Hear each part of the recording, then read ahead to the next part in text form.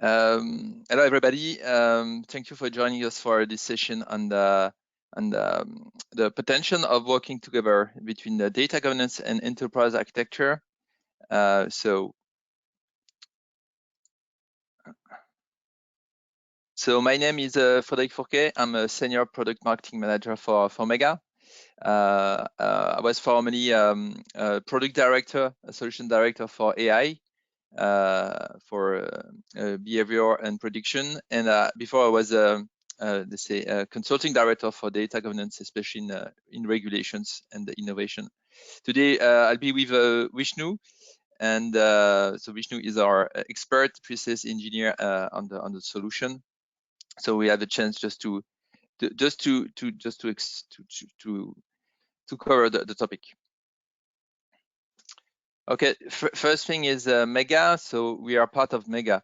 So Mega is a worldwide leader, and that's let's say a leader recognized by Gartner, by Forrester, and Smartmatrix on the enterprise architecture, but as well on the business process side, on the risk and controls. And actually, we've been on the data topic for quite a while as well, for 13 years. So what are the key challenges for chief data officers in 2022? So the first one is coming from we have contacts with chief data officers as customers. So, and this coming from a survey that we're just having ongoing. So the first topic is about knowledge. So the first topic to be covered is about just to get the knowledge about the data that is a part of the company assets and the systems, and that can be used because you have obviously some regular data and you've got some additional data that make the difference. So the first thing is about building a data catalog, and then building a business glossary. The data catalog is for the technical side. The business glossary is for the business level layer, and for the people, for the business to be able to use. The fact that the difference we see in 2022 is that the governance has to be much more connected to the other topic from the company. The second challenge is about integrity. Once data is discovered, quality has to be measured, and there's a topic is about understanding the flows, data flows in the IT systems as well. So the fact is that this is the second regular, let's say, topic on data governance. The thing is that we see in 2022 that governance has to be really adaptive because things change a lot. Let's say going to the cloud, changing processes, going digital, and so on. The third topic and the third challenge is about data compliance. So we all know that companies, they have to face a kind of a regulation tsunami every day, and every day there's a new regulation coming. So for data, each regulation has to be taken and has to be implemented in an effective way, in an efficient way, I would say. So that's the point that's as part of the chief data officer duties. For the value, that's the fourth challenge. Actually, that's the first challenge, actually, because we all do, and chief data officer, they do that ad work with the data office team, actually to get and to create additional value from the data.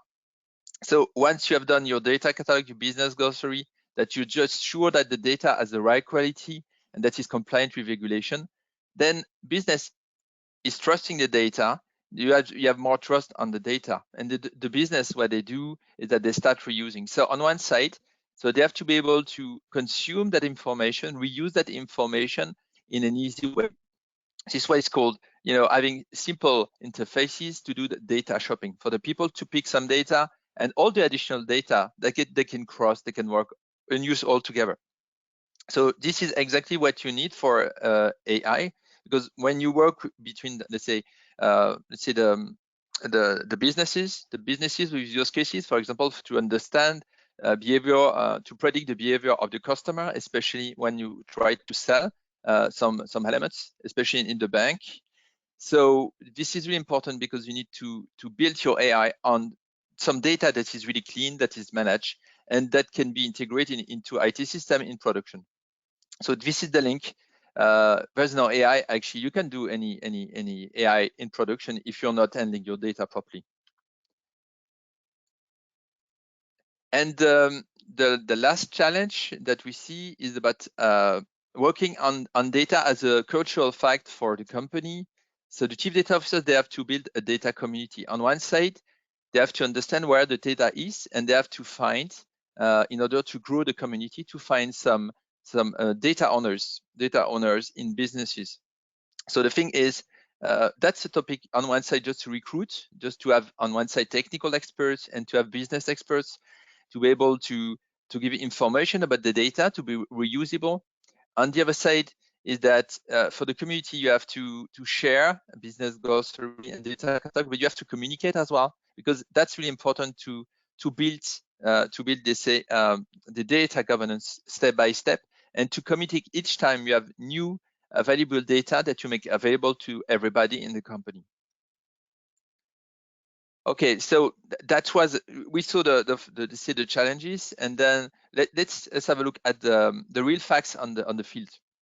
So on the right side, you have a simple data governance way to build. So first thing is about discovering the data, the actual data that is in IT systems. That helps to create the data catalog. So data catalog, you're just typing the data, you just classifying the data, and so on.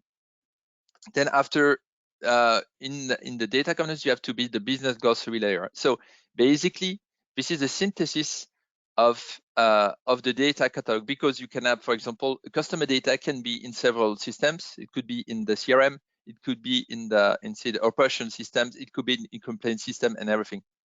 So the business glossary is the business layer, actually, where the business will start to try to use the data or to value the data.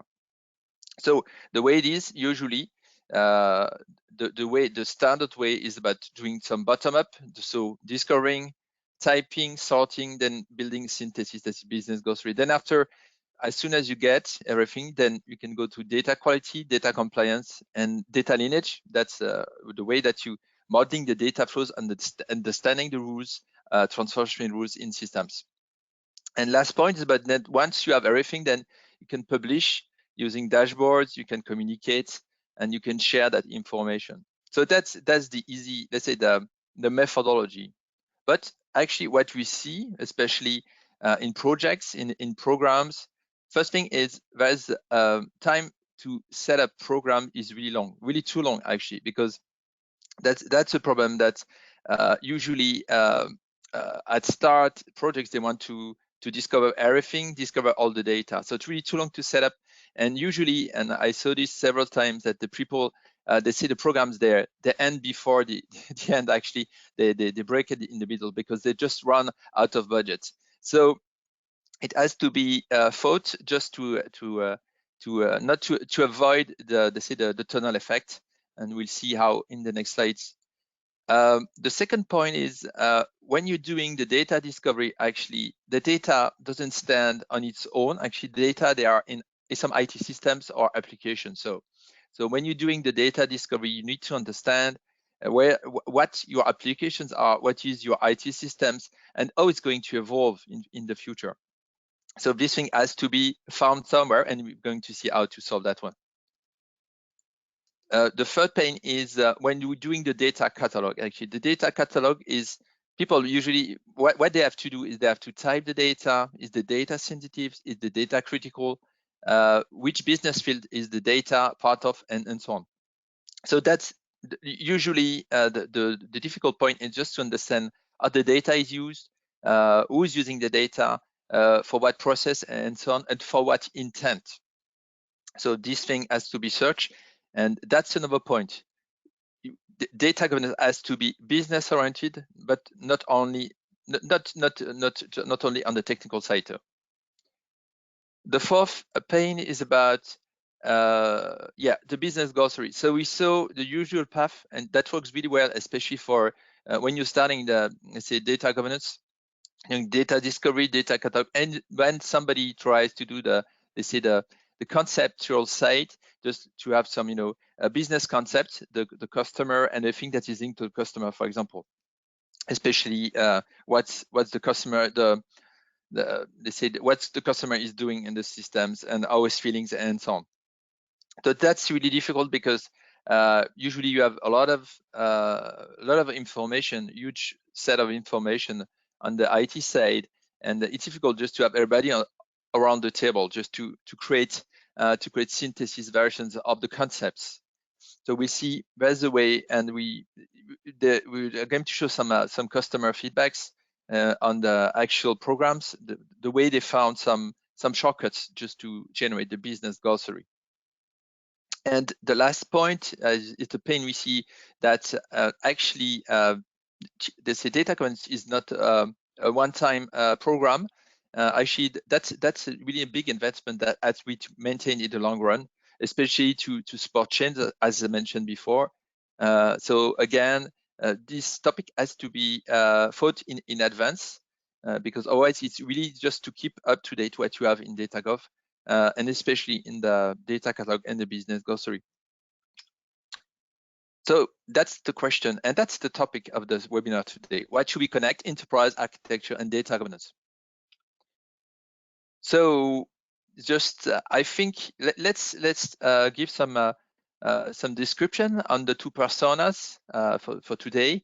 So on one side you have the chief data officer, so we know exactly what the missions of the chief data officers are, especially is about just to get that knowledge and to make that knowledge available for the people to use the data for to improve company performance, and to be able to deliver and support innovation.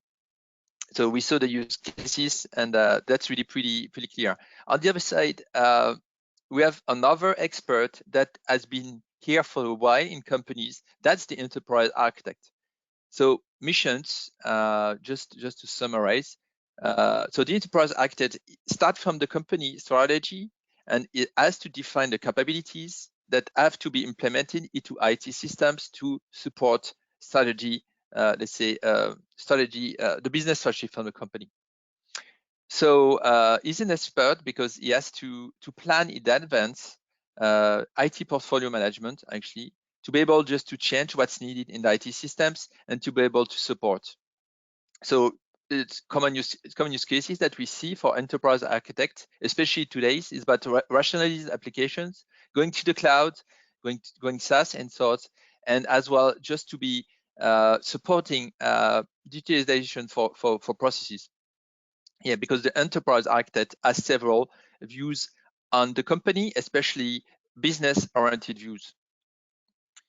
So what is the EA enterprise architect able to do? First one on the left is responsible to work on processes. So he has to model processes, especially between actors. So that's what's going on in between the different stakeholders in the company, and making the link with IT systems. And that's, we see processes, and we see that's really important, because that's a starting block to build customer journeys, especially on the digital side. As I mentioned, the enterprise architect is responsible for building business capabilities, starting from company strategies and critical company use cases. Actually, especially if the company want to add some automation or some AI in our services, enterprise architect has to plan just to get everything ready, actually, especially on the R&D side and the production side, to have everything working properly. The last point is, as soon as the enterprise architect defines the business capabilities, is able to define the application that has to be set up.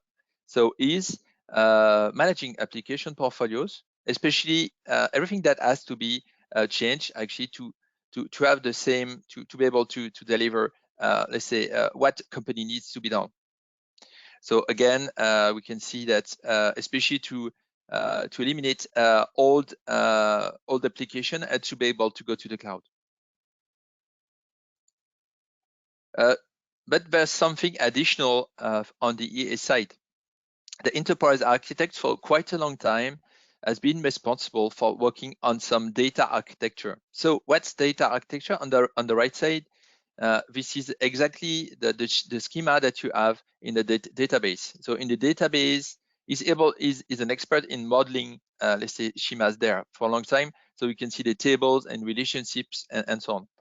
The enterprise architect, especially in big companies, actually is starting from technical side and is able to model from the business side. That's the conceptual view. The conceptual view is again about, that's here we can see it's about it's about aircraft and so on. So you can see an asset. The asset can be seen as an aircraft and so on. So this view actually is a synthesis on everything that is into systems. And this one is something that has been done for quite a long time in companies. And I think you already understand that there's a link with the business glossary. So we're going to see how. So what are the accelerators that EA can provide to chief data officers? And we see that, yeah, it's making a really big difference. So I'm going to take some feedbacks and return on experience from actual customers. So this one is from a big European transportation industry. So the problem is one of the pains that we saw is that that customer, that chief data officer, he was doing the bottom-up approach. So he did the data discovery. He built his own data catalog, and then after a while, he started working with people, saying, "Okay, let's just get everybody around the table to discuss what a customer is, the first name, the last name, and everything. So each and every attribute of the technical data." The issue with that way to work is that actually it's really long to have everybody to agree on the definitions of what is the customer, and that's pretty normal actually, because the customer from the financial side, from a sales side, from a customer service side may be a bit different.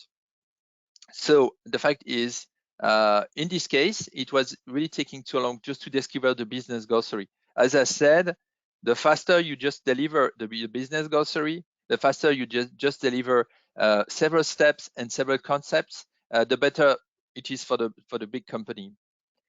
So in this case, the chief data officer decided just to request some help from the enterprise architect, because the enterprise architect has the ability and the expertise just to create conceptual models that are synthesis from the business side. So chief data officers and enterprise architect just joined forces on that side, and that was really helpful because the enterprise architect was able to propose some synthesis of the different concepts, and that was a better starting point than just starting from a blank page. So then it worked. They had a lot of different sessions actually, but it shortened the time because it reduced complexity to create the business glossary. And that was the first achievement, because that was the first, the goal was to deliver a first version of business glossary for the people to use to be able to implement use cases. So that's the first point. That's a way to join forces, and that's one of the first benefits of having, let's say, chief data officers and enterprise architects working together. So for the second case, it's coming from an international bank. So the chief data officer, he was seeking to be able to find easier way to type the data, to sort the data, to classify the data. And that's another topic, because he has to build the data lineage. Data lineage is about to understand the data lifecycle in systems. And so he was seeking some accelerator. Just going back to the EA side, and the enterprise architect is responsible for building and setting up modeling for business processes and for IT systems. So this one, the fact is, the chief data officers was missing information and knowledge about the IT landscape, and that's the topic of solution architecture management. So we can see that's a diagram, a standard diagram from the enterprise architect. So this one is about, so we see the diagram for the finance systems, and this one is focusing on the payroll process. So we can see where the data is used. We can see it's going into some application, that the payroll application, so that you're just using the employee attendance information that gets controlled by the finance controller, that has to be amended and so on. And this information then goes to another application, that's this one, and basically then there's a calculation and you get the wages actually. So this is the way you do the payroll. So the fact is, what the chief data has to do is to be able to identify the data, this data, that information, then we can see the payroll that just changes from draft payroll to validated payroll, actually. And this one is just wages. So the fact is, when you're doing the data cataloging, you have to locate where the data is. So that information actually is already mastered by the enterprise architect. So that's the way first to do that. Application knowledge is really important because you have that information. And I said the enterprise architect, he knows where the data is and where the data is going to be, actually, because he knows how the IT systems will evolve in time. The other point, and we were just talking about application flow. So for data lineage, there's something really important is that data lineage can be technically discovered. So you just get discovered transformation in programs, in PL, SQLs, in big data, Python scripts, and so on. But the fact is that after you have to understand the semantics of what's going on, the transformation from the business standpoint with business rules.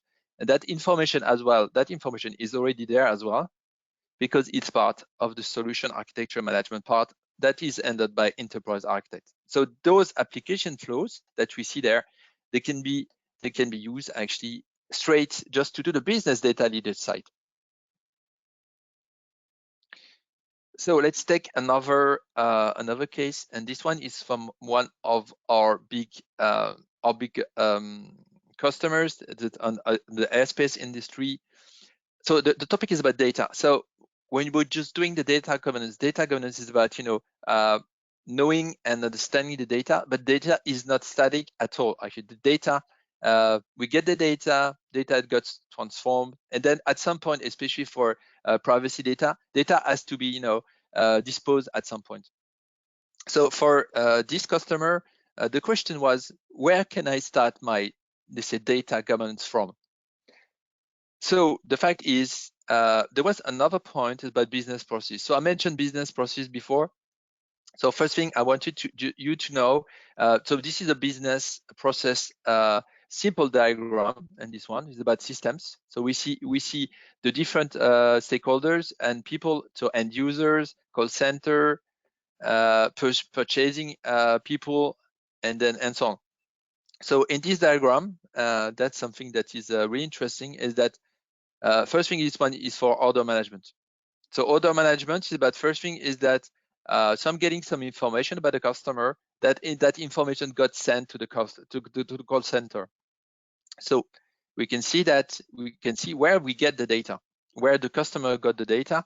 So it's there, it's at this stage. This information gets received, processed, and then there's a call, actually. Yeah, because we need to be sure that's not a fraud, and we just need to be able to identify the person. So that information got, let's say, validated, checked, controlled, and this becomes regular customer information. So this information is validated, and we can see that this information is, as I said, private information. So we understand the importance of that information, especially into the process. So let's say the order request got validated.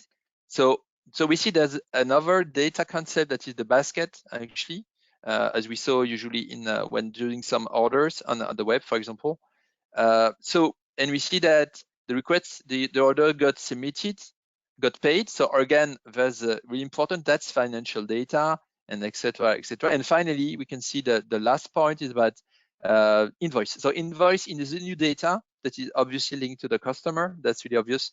But we can see where the invoice got created before to be sent, and that's the end. So the process is really important, because the process is the business view of what's going on in the company, and that information is really, really important, because, as I said, we can see where the data is captured, where it's used, how it is transformed, especially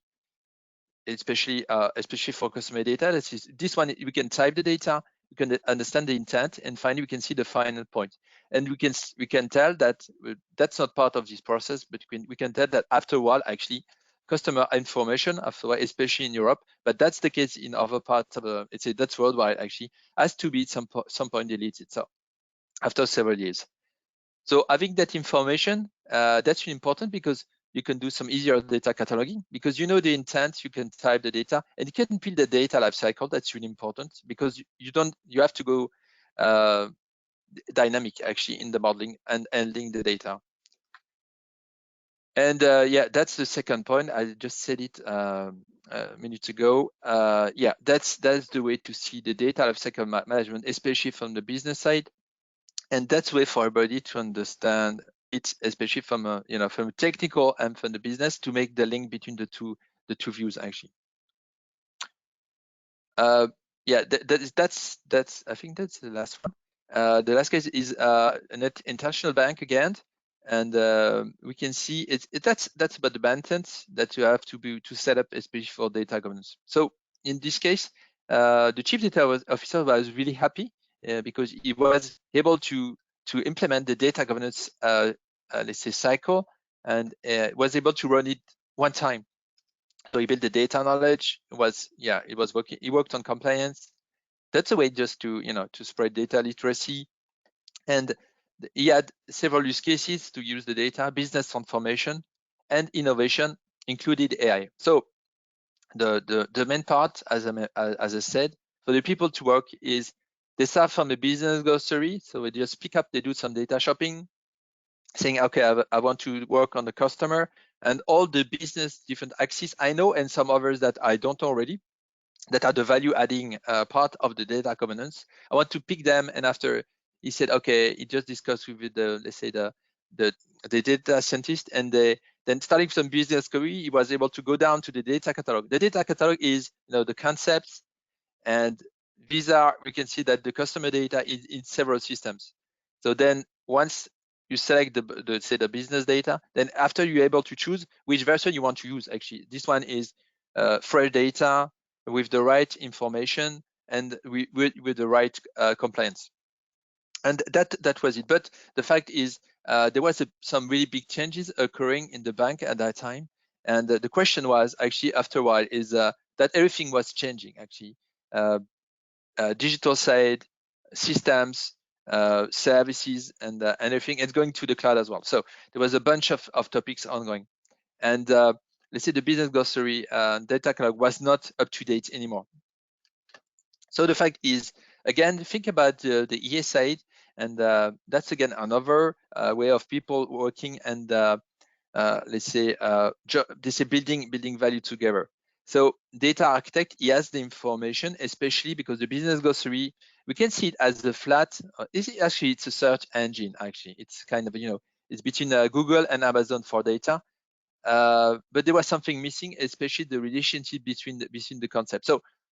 So as I mentioned, the EA, he has already the conceptual business model that is company-wide, and just mixing that information with the business glossary, but it was the ability to see the different links and dependencies and what you could reuse in the data you have in the company. That's one point. On the other side, as I mentioned, the enterprise architect, he knows especially how the system will evolve. He knows then when the new data will be made available, potentially, that can be added to the data catalog and the business glossary. And he knows as well where the data is going to be, for example, deleted as well. So as soon as you get the information, the link was made actually between EA and the data governance. So the fact is, as soon something was done on the global side, on the IT, on the modeling side, then the information was just given to the chief data officer. And that information is really important because the chief data officer then he has the power to decide to react, especially if the data is really new and has some really big value, especially for new use cases for the business. And he understands as well which part of the data catalog and business glossary he has to maintain and to change. So that's really, really important. So I'm just going to be quick on that one because we're going to have the demonstration from Vishnu in 2 minutes. Just our positioning. So you understand, yeah, we're just coming from the EA side, and so we're just providing a full solution for data governance. So our solution is technical, but actually it's complete solution from the business side as well. And we decided just to create a comprehensive environment that just serves and has different interfaces for the different personas using, especially people working in the data office and people from the compliance, people from the management as well, just to follow and to manage what's going on, and to be able as well to communicate and to have people to find an easy way to reuse the data. Our philosophy as well is not to reinvent the wheel, and we know that you have already in your system, you have already some data quality measurement systems, you have other systems, you have data lakes, you may have data mesh as well. That's just starting to build. So what we do is we're just going to hybridation, because it's really important to value what you have and not to come and to say, okay, we're just going to replace everything. We're not into that position. We really want to fit, especially with a solution for the market. This is the way we do at the beginning. And you understand, and that's one of the points that we highlighted today, is that with OPEX, that's the name of our solution. Actually, that's this is the shared platform actually. So all the different modules, we're just providing other modules such as EA, business process management, and GRC, and then you can just get value and you can direct link, because everything is integrated. So as soon as everything changes from one side, you get the information and you can react as a chief data officer. And that's it. So I'm just ending to you, Vishnu, and if you have any questions, that we'll be happy to answer them. Maybe later. I don't know if you have already some questions. No, I don't think so. Not yet. So Vishnu, just handing over to you. Yep, thanks, Fred. If you can just assign me as the presenter. Yeah. Yeah, that's it. Done. Thank you. Thank you. Okay. Just give me a second.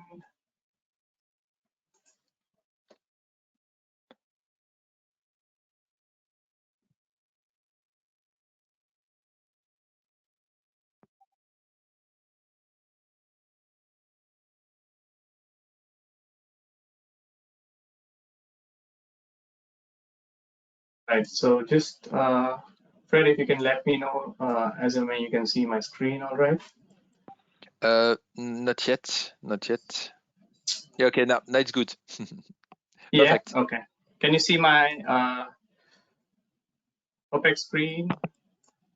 Yes. You can see in Chrome, yeah. Oh, yeah, perfect. So just checking with you, Fred, I have a couple of windows open. Can you see the cursor moving, just to make sure we are on the same page? Can you see me do stuff? I just saw your web browser actually with the demo URL open, and that's a big maximize, I would say. Ah, okay, fair enough. Allow me 1 second to reshare my screen.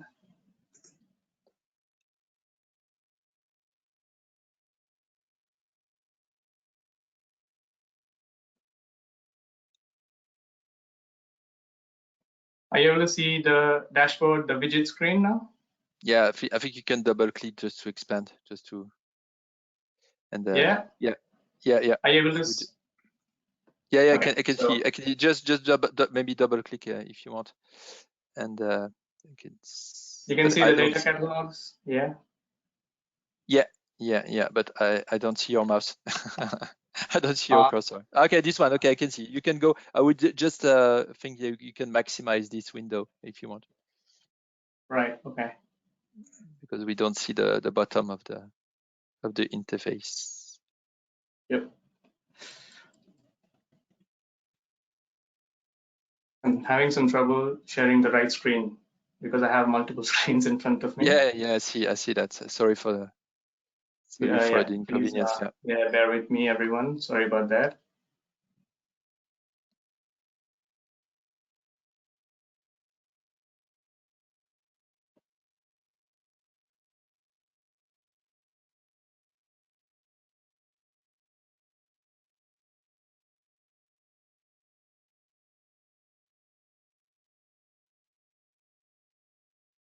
Okay, Fred, good. Yeah, Yeah, good. You can go. This time it's fine. Yeah, it's a bit. Okay, so you can see my cursor going. Yeah, perfect. This one is perfect. Okay, perfect. Sorry about that confusion. Okay, let's see.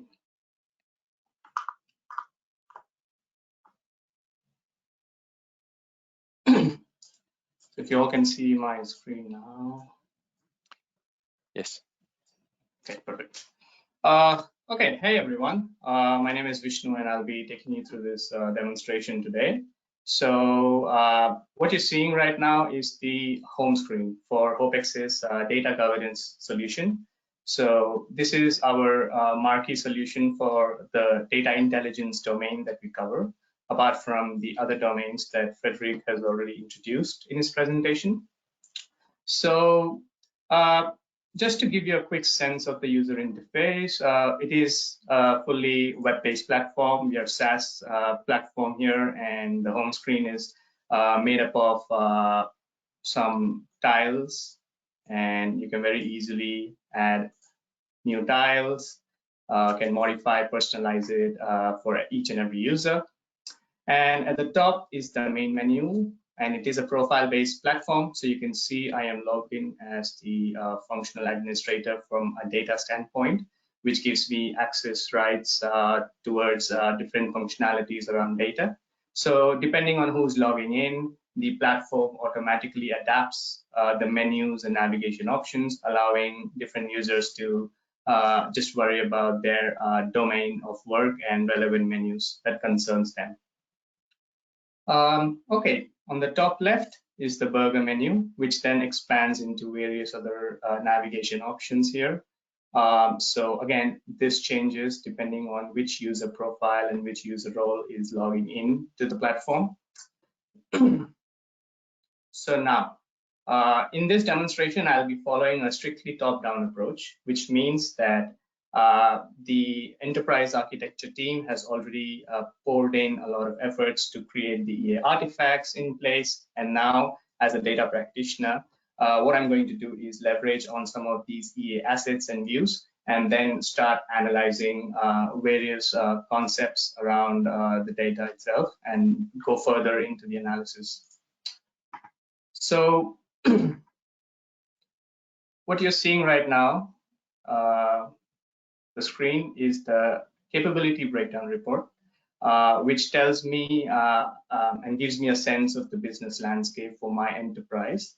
So let's try and remove a few of the filters that are present. And what this map basically lets me understand is what are the different business capabilities available for my enterprise.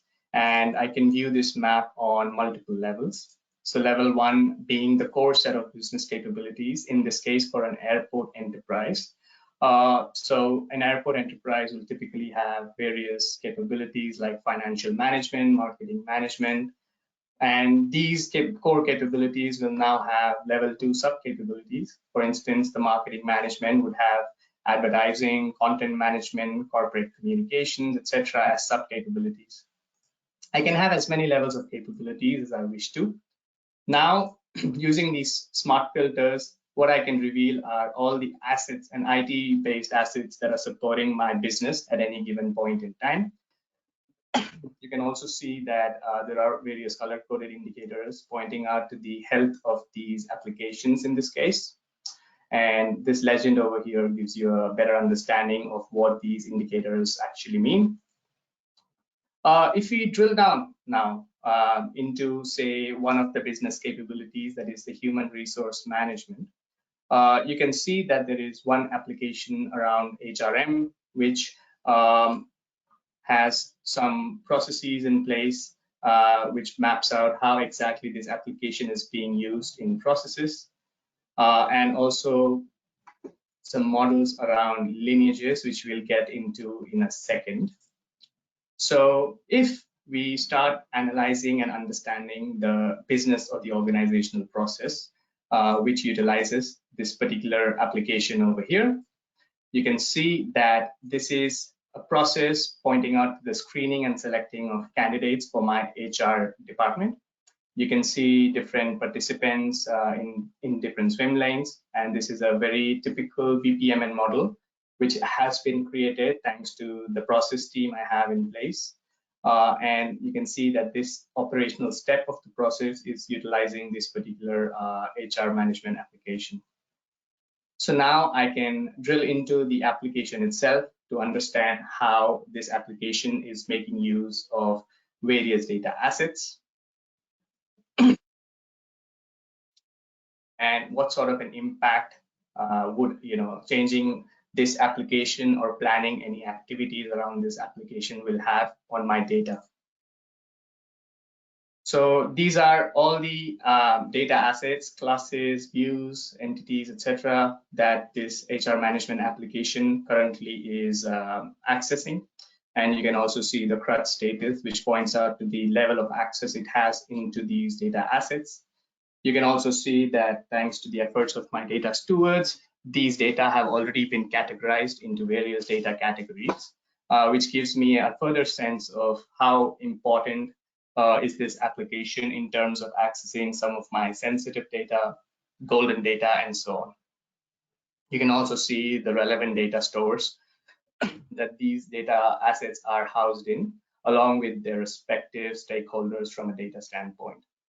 I can also get a sense, a further understanding of what exactly these golden sources of data are that is being accessed by the HR management application, also sense of the sensitive data, also application data that is being exchanged between these applications. So this is the sender application and mapped to a receiver application with various information and content being exchanged in and out of these applications. So once I get a sense of what this application is doing and what kind of data assets does it have access to, I can then start analyzing this process further. At this operational step, you can see that it's leveraging on some data stores in place. So these are all conceptual data stores. So as a business analyst or a business user, I can jump into these conceptual data stores to further understand how the concept diagram is created, which typically tells me how different business concepts are interacting with each other, what is the multiplicity or cardinality of this interaction, and what other information assets does this refer to.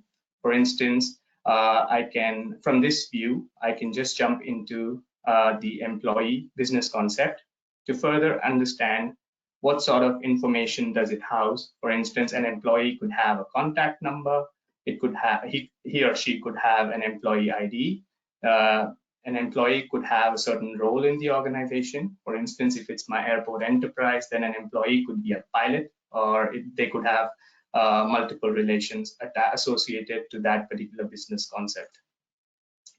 Using the drill up or drill down mechanisms, you can very easily jump from one view to another within a model.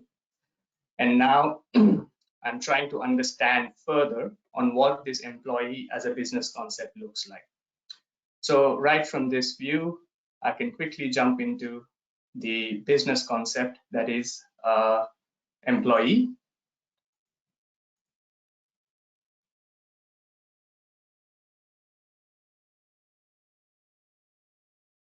Which gives me more in-depth insight on how exactly this concept is structured, what are the various information it supplies for different users within the enterprise. At the top of this page or the view that you're seeing right now, you can see that the employee as a business concept has some key indicators displayed at the top, which are nothing but just values and aggregated information around when the assessment for this concept was carried out by my team last, which tells me how fresh this assessment is, the quality of data for this particular business concept, the various policies that this concept complies to, also from a regulatory standpoint, so the number of regulations that this business concept needs to adhere to, and so on.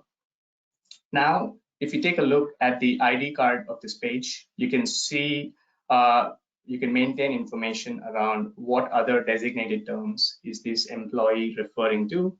You can also see various synonyms.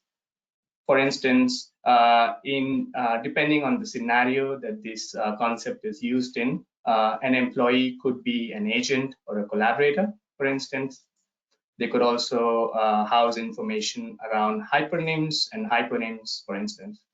So as mentioned before, an employee could be a pilot, they could be a staff, and so on. If we go down in this section, we can further take a look at the various stakeholdership for this particular business concept. For instance, who's the chief data steward who's responsible for this business concept, who's the data owner, and ultimately the chief data officer, who would be invariably linked to almost all of the business concepts around. Additionally, at the top, you can also see the mapping for this business concept to relevant data categories, which means that this appears in a sensitive sort of data categorization as well as golden date, which could mean that it would require some privacy management in order to comply to various regulatory requirements. So from here, a user could also jump into this dendrogram view, which typically acts as an entry point for all of the information in a more clear and concise manner, because you can very easily study the link between the employee and various other sections of the repository itself. For instance, upon clicking on any of these nodes, you can very easily jump to different links and linkages for this business concept. For example, I can see who are the responsible stakeholders for this business concept called employee. I can further click on any of these nodes to expand the actual users or actual stakeholders for this particular concept. Similarly, I could get a sense of the business terms and the business glossary right from this node called glossary, wherein I can then view what are the synonyms, terms, hypernyms, and so on that I can view for this employee business concept. And then you also have information around the structure, the data categories, the dictionaries that this particular business concept belongs to, and also the various data quality parameters, such as the completeness or consistency of this particular business concept. I can also get insights on the regulatory requirements that this concept needs to comply to. And now I can also see in what context is this business concept utilized within my enterprise. So this could be from a conceptual domain perspective. For example, my employee as a business concept would be referred to and utilized would lie in the human resources domain. And from here, I can see what processes leverage on this employee concept. And also I can view the entire business information map for my enterprise, which will give me a clear understanding of various domains of data and how they are linked to each other. From here, I can then expand into other processes. So these are all the processes that are somehow making use of this business concept and modifying the data. So just from a single entry point, you can actually traverse into various views and links for this employee as a business concept quite seamlessly using this view over here. Now, let's jump into another process model over here and take a quick look at the so far we've seen the conceptual part and conceptual side of the data. We can also model the logical side of it. So what you're seeing right now is the logical domain for this particular business concept. And you can also go one step further to see how the logical modeling is done for this particular business concept. So you can very easily travel from a business domain to a technical or a logical domain and go deeper into understanding how my data modelers have created the underlying architecture for the data itself. And now we can also understand how this employee as a business concept is appearing in various lineages and being transformed from one concept to another within my business or enterprise. For that, let's jump to the home screen. And we have this map, which is a business data lineage map created in HOPEX. And here you can understand how this business concept called person goes through various departments, goes through the HR department, for example, and then is undergoing some sort of data processing within the HR management application, and then passed on to various IT services, microservices, and finally passing on to the Cassandra DB, it becomes an employee. So this is the entire lineage of this business concept and how it transforms from a business concept of a person to a business concept of an employee. And now, as you can see, it goes through a database, which is Cassandra in this case. So let's understand how we can further enrich this database by making use of some of our data discovery features in the tool. So you can maintain various data catalogs, and you can automatically discover this data by making use of some of our out-of-the-box connectors, and you can just plug it into your DB source and extract metadata using the data discovery module.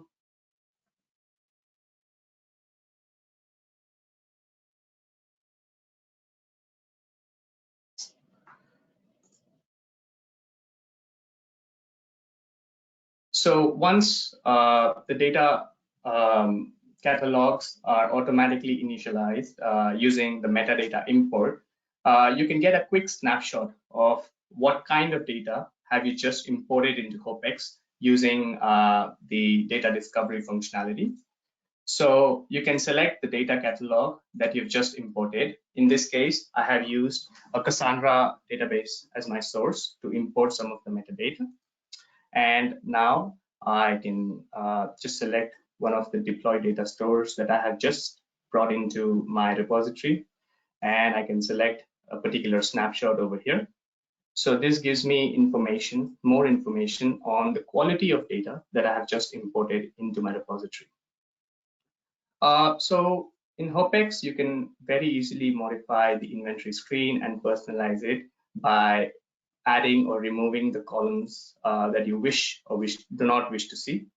So this snapshot over here helps a data owner or a data steward or even a chief data officer to understand how exactly is the quality of my data looking like. And this can become like a first level analysis of the quality of data that I'm essentially bringing into my tool, into HOPEX. So you can see that there are some unique values present in some of the data stores. You can see the number of rows that are complete, or the number of distinct values, or even the number of null values present in some of these stores. So based on this, I can make a first level assessment of what kind of data am I typically bringing into my repository. Now, what I can do is I can go into the data catalog itself, and I can see various data stores that I've just brought in. And I can also jump into the data catalog to see all the metadata that have been imported into HOPEX. I can also get a sense of where this metadata is coming from, typically which data store is it coming from, and what is the kind of metadata it is. For instance, some of them are just simple meta fields, whereas some of them are metadata sets, and so on. Now, you can also get a quick understanding of the kind of metadata that you've brought in through these dashboards that are automatically generated. So what you see here is basically the various stakeholdership. If you go down, we further get a glimpse of how many data sources have we typically accessed in order to build this data catalog, what are my data sets looking like, and how many fields does these metadata have in total. I also get a better understanding of the isolated metadata sets, the data with or without definition. And all of these reports, these dashboards that you see here, are actually quite interactive, so they're not dynamic by any means.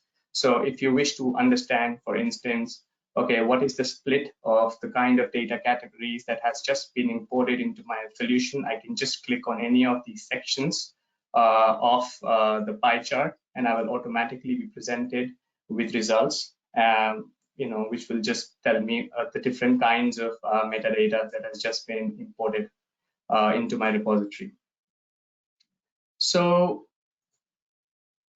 with that in place, we also have a full-blown solution around compliance. So we have a dedicated section within the data catalogs, which tells me more about my compliance, and not just with regulatory frameworks. Of course, regulatory framework is very important to begin with, but also my internal policies and policy frameworks.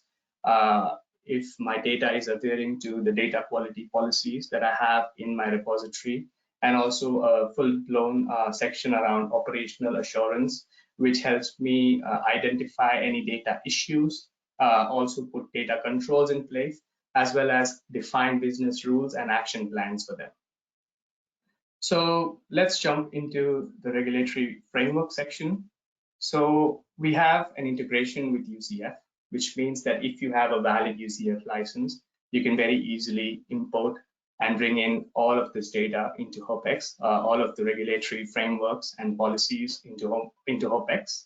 And in this demonstration, let's take the example of the Basel Committee Banking Supervision, which is the BCBS regulatory framework. So you can see the number of regulatory children that this regulatory framework has to begin with. And then you can just keep expanding this tree in order to arrive at one of the articles that you're looking for. For instance, as a precondition, a bank should have a dictionary of the concepts used. So let's go and explore this particular article over here, which tells me more information on what this regulation article means, and also information on where this is coming from. Additionally, I could have links to the actual regulatory framework website just to double check if what has been brought into HOPEX is consistent with the most updated regulatory article. And then in order to tackle this requirement, this regulatory requirement, I can start connecting various objects from my HOPEX repository onto this particular regulatory article. The main requirement of this article is to have a data dictionary for member details, for example, and that is exactly what this is. So I have automatically connected my data dictionary to that regulatory framework, thanks to the efforts put in by various data stakeholders. Similarly, I can also see the implementation of it or the subjected elements. So this gives me a better understanding of how am I implementing this regulation, and how am I making sure that I am staying compliant with these requirements. So some of the implementation mechanisms are that the data dictionary must be reviewed quarterly, and also it must use some typical classes and concepts in order to be defining all the key parameters or fields for that particular data dictionary. I can also take a look at what are the several data categories that are being constrained due to this regulatory requirement. For instance, this requirement allows me to keep a check on what golden data is being accessed, what are the various information around civil status, identity, or health information being accessed as part of this regulatory requirement. And now, once you have, thanks to the efforts of the entire data team, all the data has been put together. Let's take a look at how you can utilize this in order to create a full-blown business glossary. That.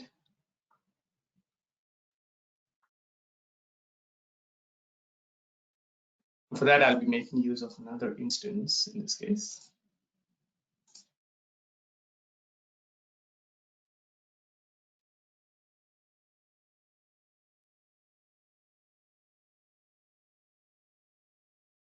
Now let me just log in as the data asset manager.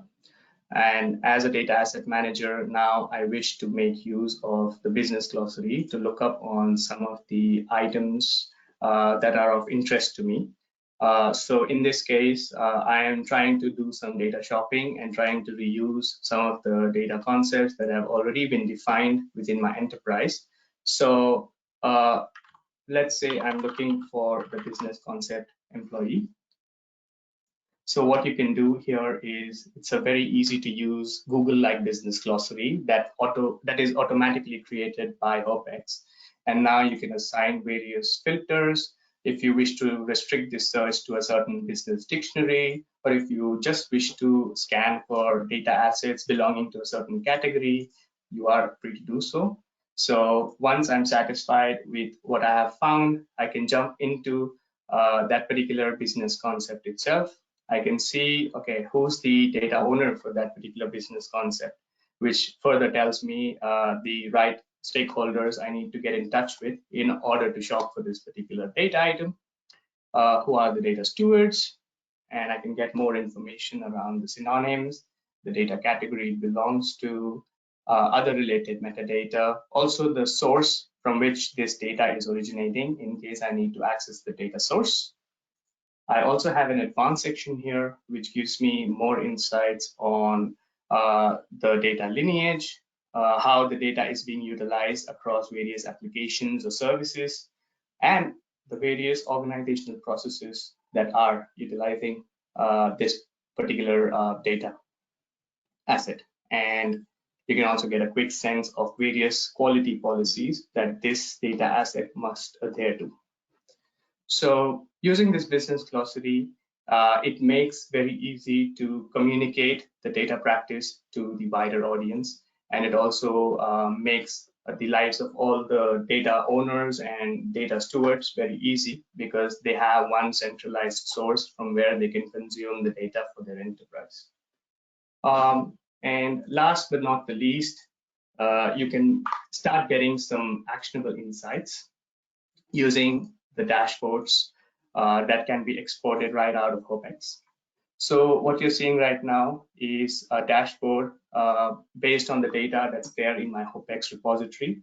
And these dashboards are quite interactive in nature. So it gives you information around the practice of data throughout the community, the various assets that are being managed within Hopex from a data standpoint, the overall data quality policies, the assessments that have been carried out according to various data quality dimensions, and also the business data asset and how it is distributed within my organization. So you can very easily start interacting with different sections of this data, and you can receive some qualitative insights from this.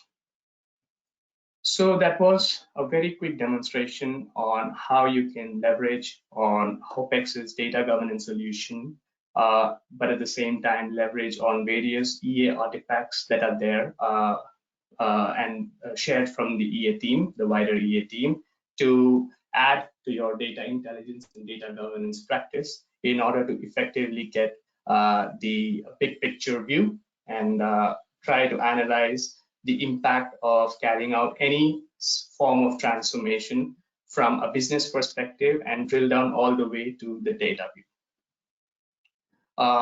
That's it from my end. Back to you, Fred. Yeah, thank you. So I just have to get control back. Did you make me a presenter? Sorry, because it's Yeah, I'm just doing it. Give me 1 sec. Yeah, please. Yes, now it's back to you. Yeah, perfect. Thanks a lot, Vishnu, for the presentation. I think that was really a clear view on what can be done and the values, especially having everything into motion actually, and the value of having everything connected. So just going back to the solution modules, we saw you shown, okay, I'm going to do it the revert way, but actually that's really interesting because you show it from the a top-down approach, and that's the business way as well, but we can do it the other way around. So we saw the data discovery at some point just with the connector pack that are ready to use, and that able to build the data catalog, the business glossary. Once you have those things in place, then you have data compliance. You can set up data compliance, data quality, and data lineage. And we just provide conceptual modeling and obviously business rules, roles, and so on. So the people then able to use analytics layer, reports, workflows, and collaboration engine to finally they're able to communicate. So you have the enterprise web portal and the business dashboard. And especially there's really some big value in linking and using enterprise architecture boosters. So links with application, links with process, and links with risk, because there's another modules about risk as well. So just to end, we can see that there's a big interest in connecting and joining forces between EA and DataGov, because we can combine, the approach can be combined, so it can be bottom up, top down, data lineage and consistency can be improved. You can go from let's say flat business glossary to a connected view, and then as soon as you have the information about that system, you can use them actually in maintaining your data governance. The last slide is going to some quotes directly coming from mega customers, and the question is that you see the approach of and the synergies between data governance in EA. So the first one is from international banking. So we can see that it gave efficiency gains and improved data communication. That's the first point. Another customer testimony especially, is about structuring the approach and promoting the data. So that was really great for this customer. And the last one is the last customer is about using business processes, and that was a way just to share and to create additional value for both sides between the business process and data, because it was a way to upgrade information and quality, but data and quality of process, and that's about it. And I think that's now the end of this session. So I just have a look. It seems that okay, we don't have another question. So the recording is going to be made available after this session. Thank you for attending today, and we're here, and you can contact us for any additional questions that you may have, especially on data governance solution and the link with EA and so on. So thanks a lot for being here today, for attending, and okay, we're there. Thank you. Wishing you a good day. Bye-bye.